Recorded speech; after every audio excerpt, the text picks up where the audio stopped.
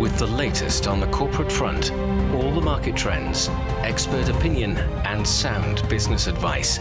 It is your unique window into the business world, direct from the heart of China.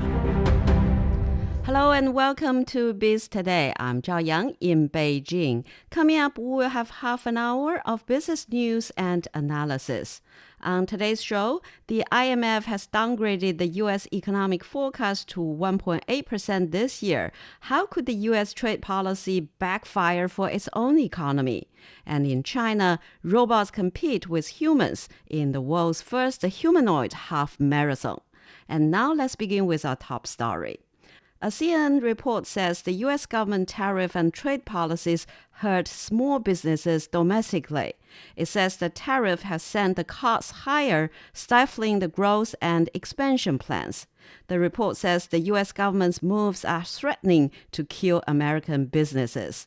Dozens of leading economists in the U.S. have also signed a public declaration warning that President Trump's use of tariffs could trigger a self-inflicted recession. Meanwhile, the International Monetary Fund has downgraded its global growth forecast for this year to 2.8%. And the report also predicts that the U.S. growth will slow to 1.8% this year.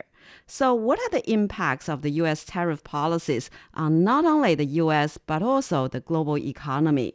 For more on this, join us on the line now are Dr. Zhou Mi, Senior Research Fellow with Chinese Academy of International Trade and Economic Cooperation, and also Yan Liang, Professor of Economics, Willamette University. Yan, so I will start with you. In the U.S., the top economists have signed an anti-tariff declaration criticizing the U.S. trade policy. So could you tell us the details and the main points of this letter? Well, I think I just checked a moment ago, and now I think there are 1,577 signatures that are being gathered. And this number actually already exceeded back in the 1930s. There were about 1,000 economists signed to oppose the Smoot-Hawley Act. So, right now there are even more support among the economists that are supporting this anti-tariff declaration. So I think the declaration mostly really go through some of the flaws of the current tariff policies. For example, they argue that these policies misunderstand our nation's current economic condition.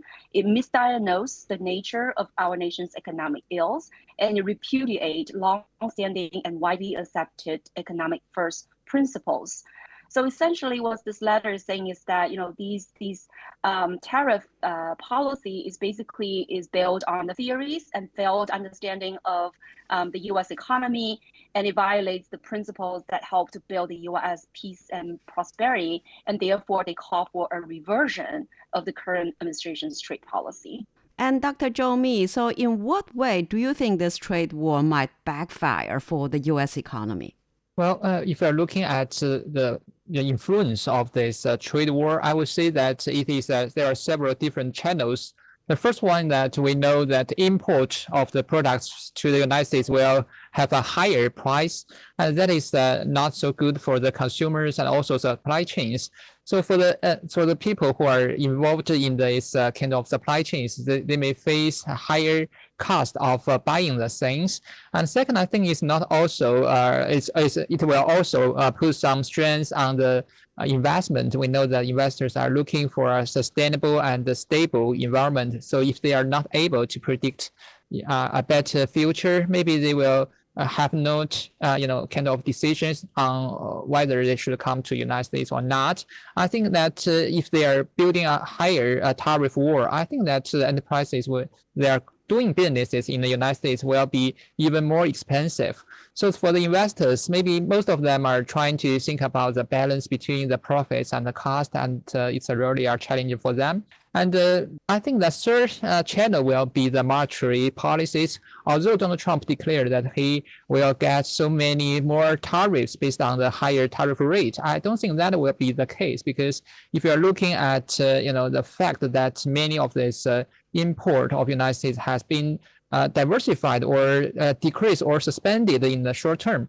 So it's really a big challenge for them to have the enough base for the tariff to be put.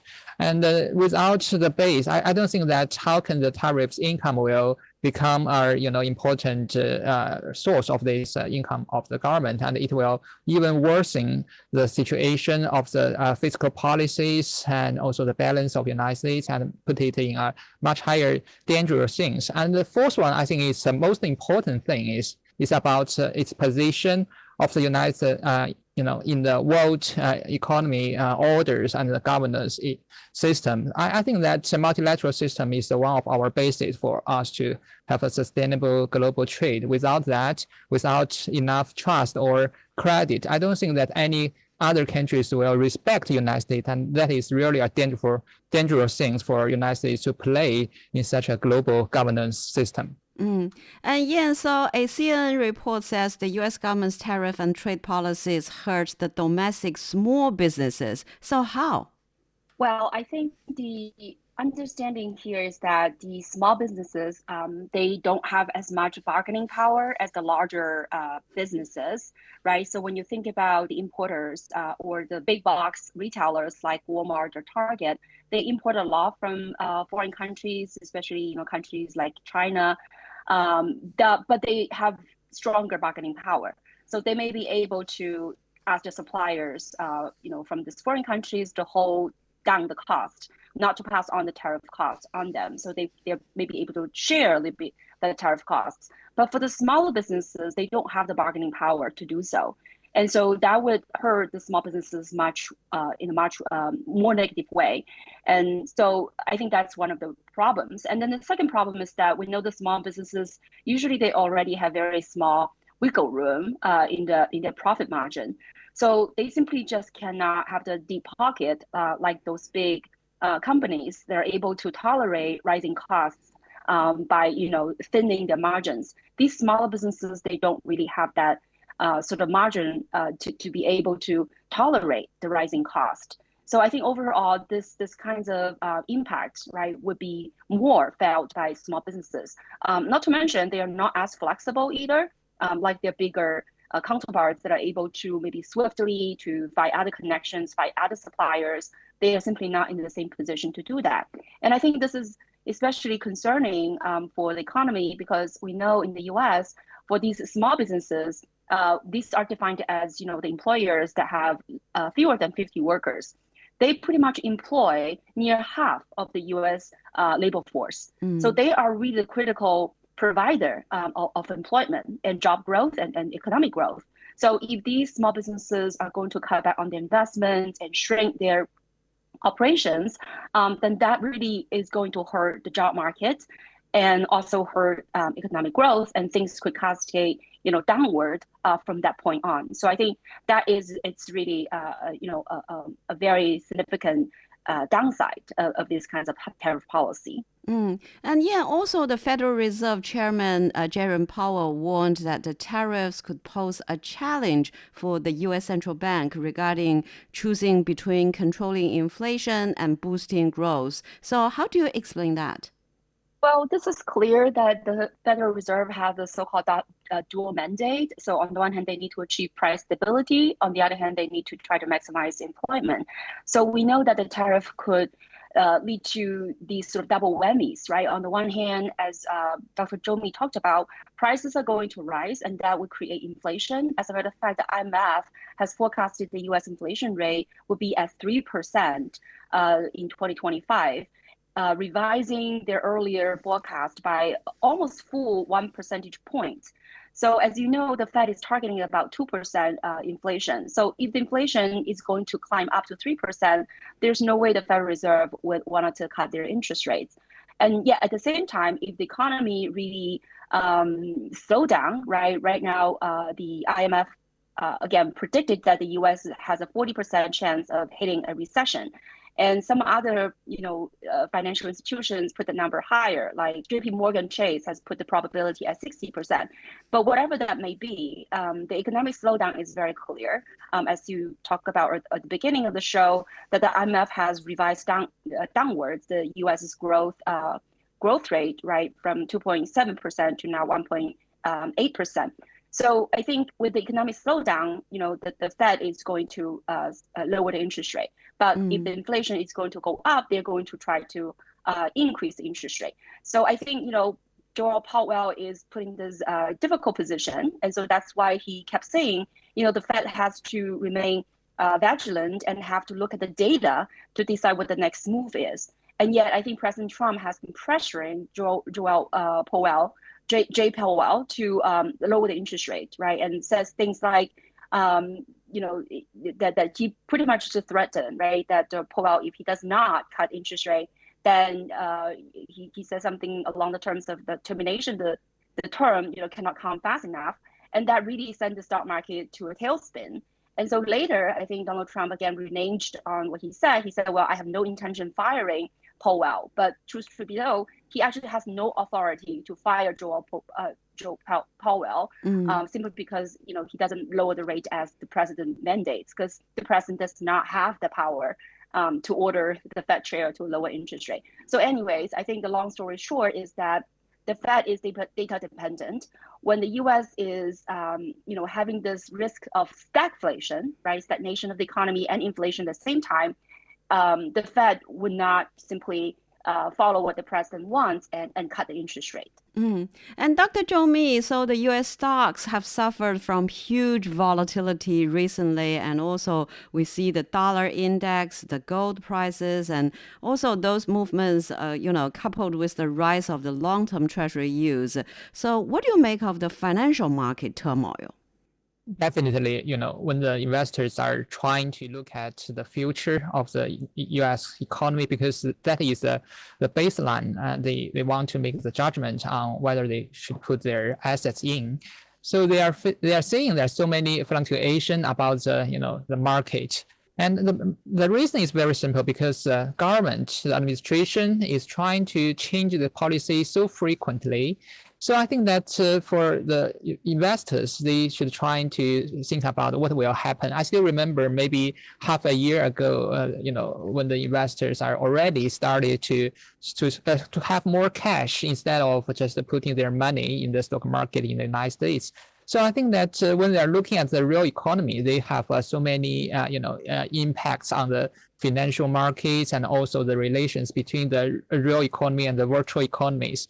So I would say that without enough confidence, people are intended to trying to put their money in the gold and also some other assets that they believe that it has less risk.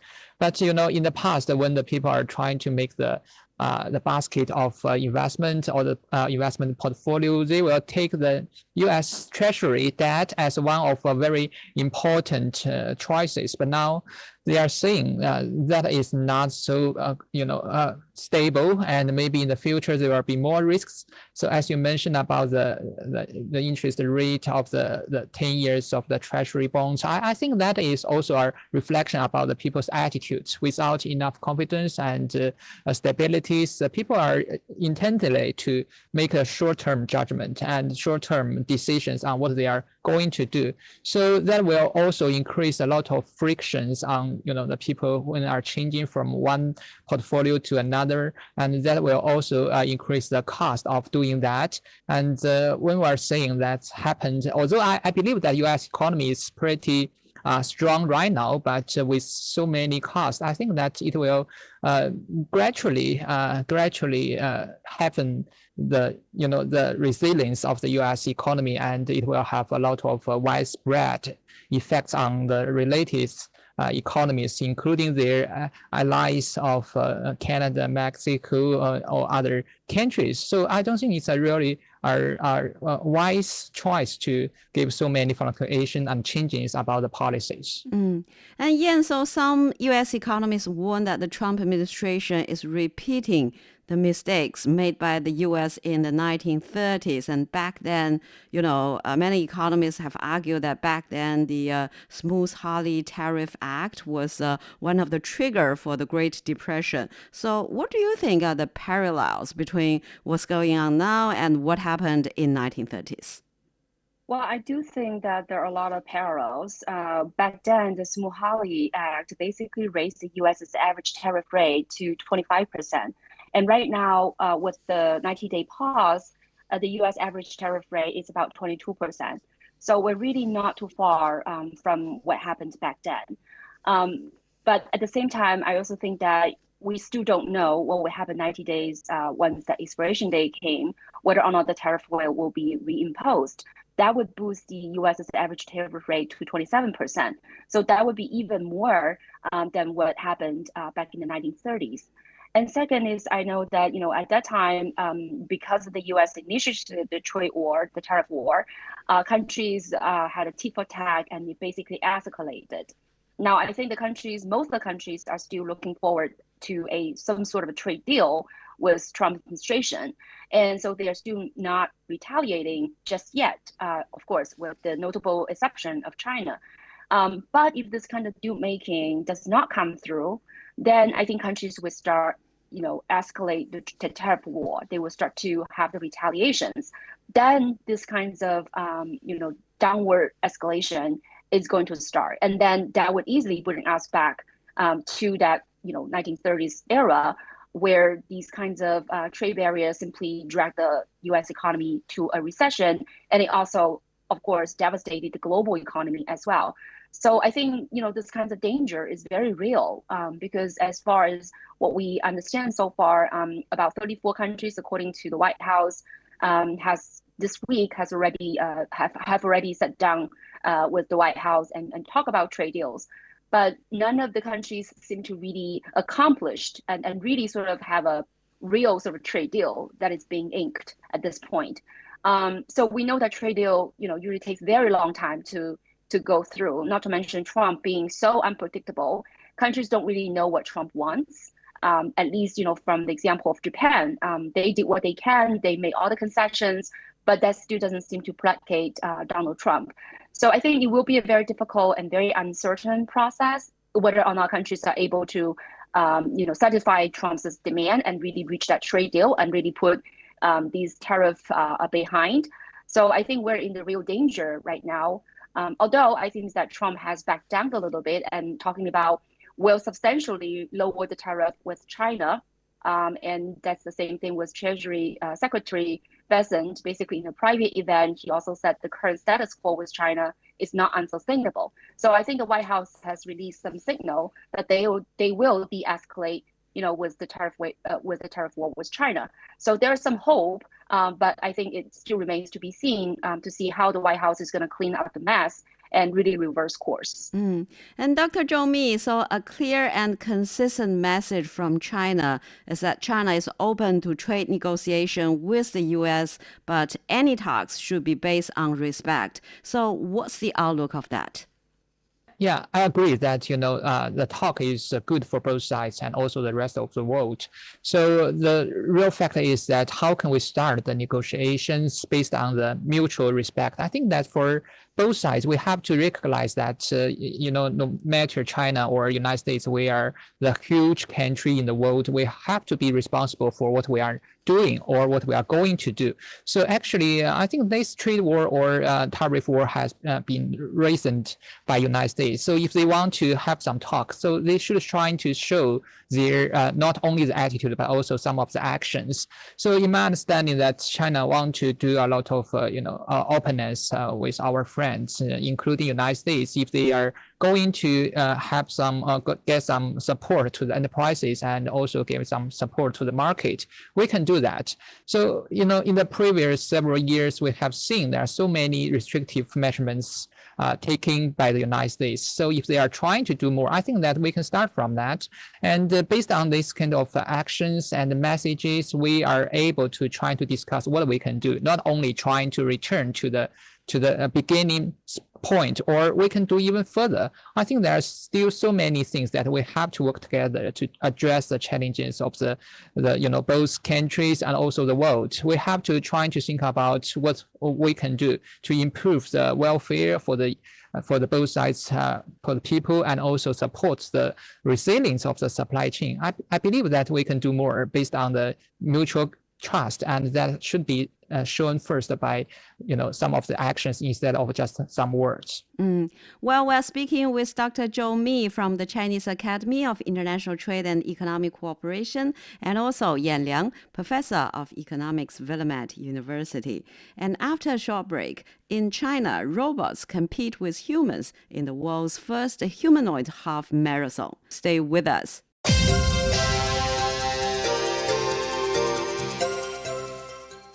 You're listening to Biz Today. I'm Zhao Yang in Beijing. The Chinese capital, Beijing, has hosted the world's first humanoid robot half marathon. Robots and humans raced on the same course for the first time, though on separate tracks. 21 humanoid robots were participating in the race. The Tiankong robot claimed the championship by finishing in 2 hours and 14 minutes. So, Dr. Zhou Mi, this is a very exciting marathon. It's the first, the world's first humanoid half marathon race. So, how significant is this for China and also for the robotic industry? So I think that is really a very good platform to, especially for two sides. The first one is that we can see that all the companies who involved in that match have shown their products. It's maybe some of them are managed to the end. Some of them are just cannot finish that. But I don't think it's a problem because we can see that it provides such a good platform for all the companies to look at their competitors or possible cooperators. And second, I think it's also important for the people to have a better interactions with the robots. Before that, I think that most of these robots are only be seen in the TV videos or just in the some of the exhibitions. They stand there, maybe moving, but not in such a long range. So I think that's a really important and friendly environment to have better interactions with the robots and have more support for the future development of this market. So yeah, how difficult is it for a robot to finish a race like this? Well, I think this is really an event that showcases China's technological progress and also optimism. Because, as a matter of fact, Tiankong is a full body size humanoid, right? So it is about 180 meters, weight about 55 kilograms. And to run this 21 kilometers journey, it requires about 250,000 precision joint movements. And so, as you can imagine, this is really a big test, right, for these robots when it comes to their joint accuracy and also the thermal management and their power supply system. Because just like humans, when they run marathon, they have to stop at those supply stations and get hydrated and, to refuel themselves. And so these robots require the same thing. So this is a test about these hot battery, swappable batteries to really swap the batteries out in a very short amount of time, like 3 or 4 minutes, no more than 10 minutes, because whenever you get a supply, you get some deduction in your time, in your minutes. So that is also very important to be able to refuel the sort of power system, right, in a very short amount of time, in a very safe manner.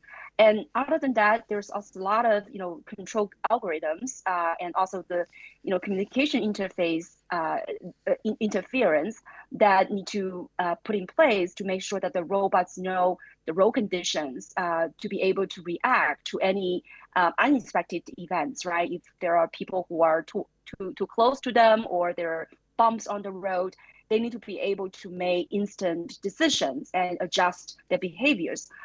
There's also very high requirement on the materials because the wears of their their feet, their footwear, all of these I think really showcase that China's technological progress in the humanoid robotics. So I agree. Even though there's only 30% of the completion rate, there are some robots pretty much fail at the very beginning. Still, I think the fact that there are robots that are able to pass the finishing line, finish that 21 kilometers journey with the short amount of time without any sort of major flaws, right? It really showcases the technological improvements. But at the same time, I think running marathon, it's also a symbol, right? This journey of developing humanoids, robots, is going to be a long-term, a difficult, challenging process, and yet with a lot of rewarding and also progress outcome. So I think this is really a very important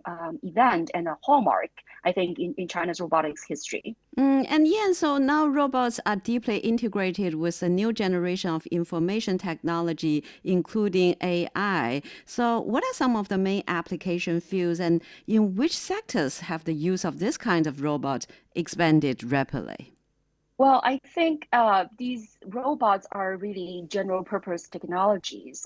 You can definitely apply them to the industries. As a matter of fact, China is is the top country, right, in terms of the installation of industrial robots.